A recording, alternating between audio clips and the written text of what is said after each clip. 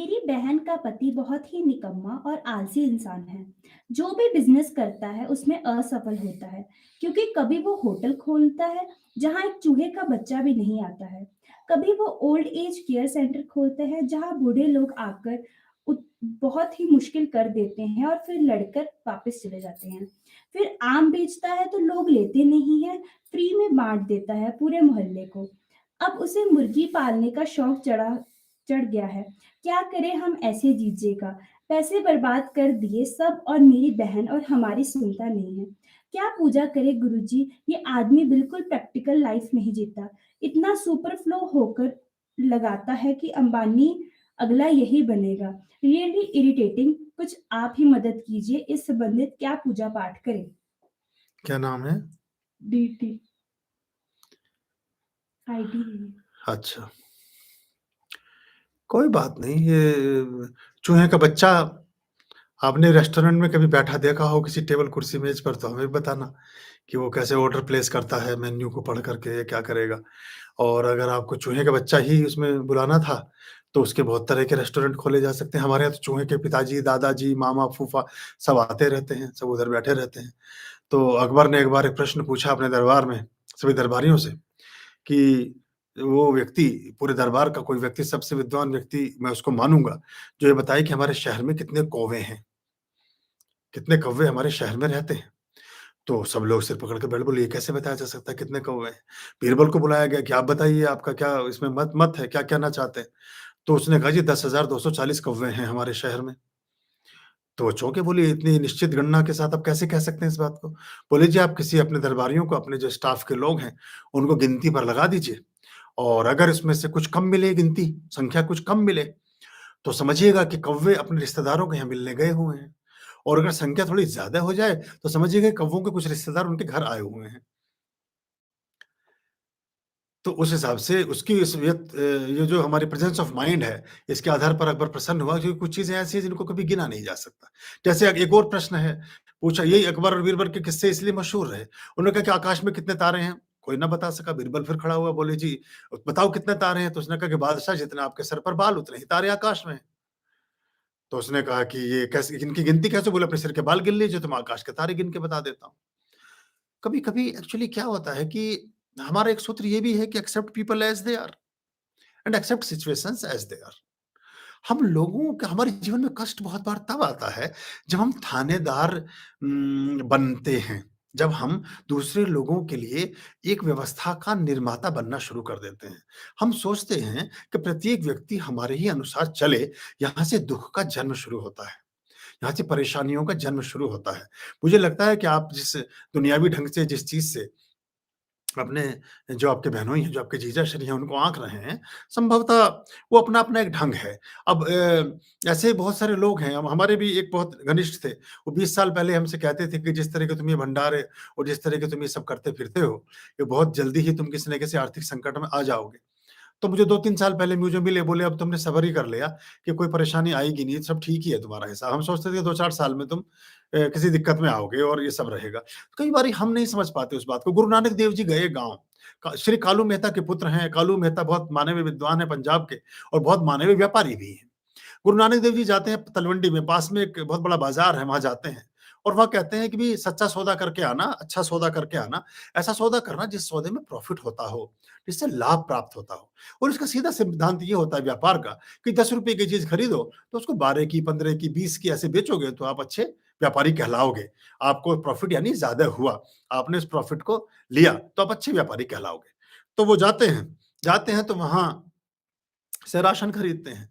Ration खरीद करके गाँव आ रहे हैं वापस बेचने के लिए, तो बीच में देखा कि साधुओं की एक टोली बैठी है, भूखी है कई दिन से और वो कहते हैं कि, "ये बेटा तुम कहाँ ले जा रहे हो? राशन इसमें आटा है, इसमें सब्ज़ी है, दाल है, आलू है, सब सब्ज़ियाँ हैं, सारी चीज़ें हैं और ये तो इससे अच्छा है कि इसको हमें ही दे दो।" तो उन्होंने कहा कि, "आप ले लो" और वो भंडारा करके वहाँ चले आते हैं। तो उनके पिताजी नाराज़ होते हैं गुरु नानक देव जी के, सच्ची घटना है ये। वो कहते, "तुमने ये क्या किया?" बोले, "इससे सच्चा सौदा कोई हो ही नहीं सकता कि भूखे व्यक्ति को अगर मैंने भोजन करा दिया, तो इससे अच्छा सौदा, सच्चा सौदा क्या होगा?" तो ये हमारा नज़रिया है कि कैसे हम देखते हैं किसी चीज़ को। एक और घटना उनके जीवन की, वो तौलना शुरू करते हैं, गेहूँ तौल रहे हैं मंडी में खड़े हुए। एक उसका झब्बा भरते हैं तराजू का एक पलड़ा भरते हैं, डालते हैं 1, फिर डालते हैं 2, फिर 3, फिर 4, ऐसे करते-करते 10, 11, 12, 13, जैसे 13 बोलते हैं तेहरा को गुरुमुखी में पंजाबी में, फिर बोलते हैं 13 और 13 और 13 से आगे बढ़े ही नहीं वो। जब वे 100 डाल दिए, पर डे भर के 100, 200 डाल चुके हैं, लेकिन बोल रहे 13। अरे अब वो ईश्वर से जुड़ गई लौ उनकी, लौ लग गई उनकी। वो कह रहे मेरा नहीं 13, अब ये सब 13 के बाद में आगे जा ही नहीं सकता। जब 13 नाम आ गया, तो सब तेरे ही लिए है। लेकिन हमें मुश्किल ये होती है कि मुझे ऐसा लगता है, आप देख करके कष्ट हो रहा होगा, लेकिन आपके जीजाजी मस्त होंगे, वो मजा ले रहे होंगे, वो प्रसन्न होंगे अपनी इस अवस्था में। और हम नफे नुकसान के हिसाब से जीवन को देखते हैं। कुछ जो जीवन में सबसे बड़ी समृद्धि वो है, जो आपके जीवन को तृप्त करती हो, आपके जीवन में शांति और सौहार्द, प्रेम और माधुर्य लाती हो। और सबसे बड़ी संपत्ति वो है, जो विपत्ति में साथ ले जा सकने योग्य हो, जिसको आप साथ ले जा सकें, वो सबसे बड़ी हमारी संपत्ति है। तो ऐसा हमें समझना चाहिए। जो साथ और सबसे बड़ी विपत्ति क्या है? सबसे बड़ी विपत्ति है मृत्यु। मृत्यु के क्षणों में जो साथ ना ले जाया जा सके, वो सब संपत्ति नहीं है। और मृत्यु के क्षणों में सिर्फ पुण्य, सिर्फ श्रेष्ठ कार्य, सिर्फ परमात्मा की पूजा प्रार्थनाएं, दुनिया के साथ बरता गया आपका व्यवहार, लोगों को दिखाया गया मार्ग, जीवन में दूसरों के अंधकार को मिटाकर किया गया प्रकाश ही आपके साथ जाता है। बाकी जो हम सोचते हैं कि हम ये होटल चला लें, हम बिजनेस कर लें, हम बिल्डिंगें बना लें और सोना चांदी हीरा मोती, सब यहीं रह जाता है। इसका कोई उपयोग कभी जीवन में होता नहीं। बस ये लाइट कभी-कभी बहुत देर में जगती है, इसलिए इसका बोध नहीं हो पाता। तो आप अपनी तरफ से प्रार्थना करें कि वो ठीक हों। और मैं ये भी सोचता हूँ कि एक कुल कुटुंब में 20, 30, 40, 50, 10, 12, 15 कुछ तो जन होते ही हैं। एक आध हमारे जैसा पागल भी हो जाए पूरे खानदान में, देखो बुराई थोड़ी होती है कुछ। जो मतलब भई सारे तो कमा ही रहे हैं, सारे तो इकट्ठा ही कर रहे हैं, सारे तो पूरे दिमाग से ही चल रहे हैं ना, तो वो तो सारे इतना संग्रह का करेंगे क्या? अगर पूरे कुल कुटुंब में 50 के 50 आदमी सोने की सिल्लियाँ ही इकट्ठी कर कर के रख रहे हैं, एक आध ऐसा भी ठीक है अपना बहाता रहे इधर-उधर नदी-नाले में कहीं देता रहे किसी को, थोड़ा बैलेंस बना रहता है उससे। कोई ऐसे घबराने की बात नहीं, अच्छे लक्षण हैं उनके। जल्दी ही वो सद्बुद्धि को प्राप्त होंगे। पुण्य की जड़ हरी होती है। अच्छा कार्य करने वाले को कभी देखना नहीं पड़ता।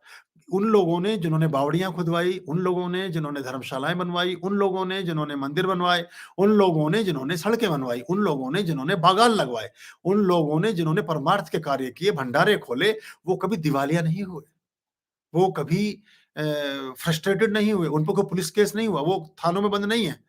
लेकिन जो मल्टी मिलियनेयर थे, जिन्होंने जुए खेले, जिन्होंने सट्टे खेले, जिन्होंने गैम्बलिंग की, जिन्होंने दुनिया भर के उल्टे-पुल्टे काम किए, जो करोड़ों-करोड़ में खेल रहे थे, उनमें से 10-5 अभी भी बंद हैं जेलों में और उनके जीवन ऐसे ही खराब रहे, उनके नाम भी आपको याद नहीं। लेकिन जिन्होंने 5000 साल पहले भी कोई कहीं बावड़ी या प्याऊ या धर्मार्थ कोई कार्य किए, उनको हमेशा समाज याद रखता है।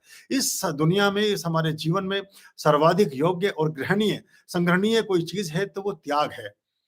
त्यागे बिना आप कुछ कर नहीं सकते हैं। रामकृष्ण परमहंस जा रहे हैं, कलकत्ता के एक सेठ भी उनके साथ है, उनके परम मित्र हैं। संध्या चले हैं विचरण के लिए, एक नदी पार हो रही है, नदी के पार नाव जा रही है। नाव उधर छोड़ करके यात्रियों को वापस आती है। तो वो सेठ कहते हैं कि परमहंस जी आज बड़े आप अच्छे मन में हैं, तो क्यों ना हम ऐसा करें कि हम उस तरफ चलें।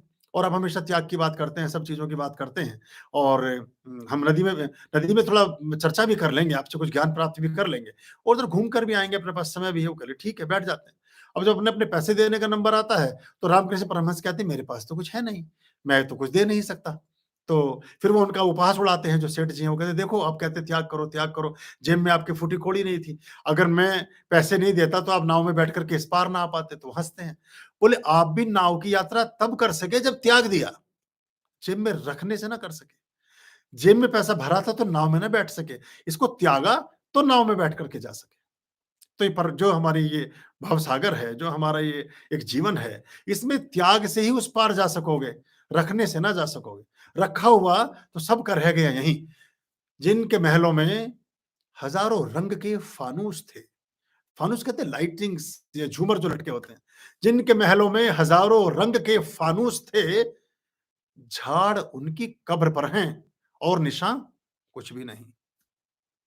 गहरी धुंध में तू निकली धूप सी, दिख गहरी धुंध में तू निकली धूप सी, मैं हो जाऊं तेरा दिल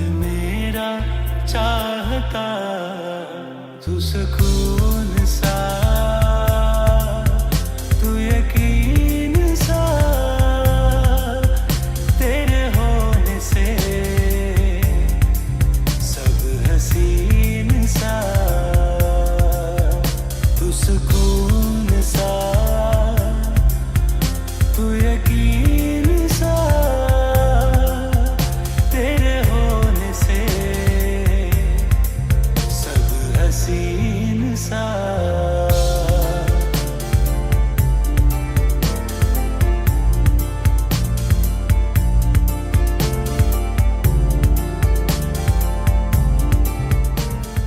तू सुकून सा,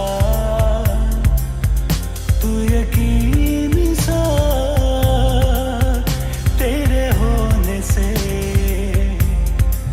सब हसीन सा,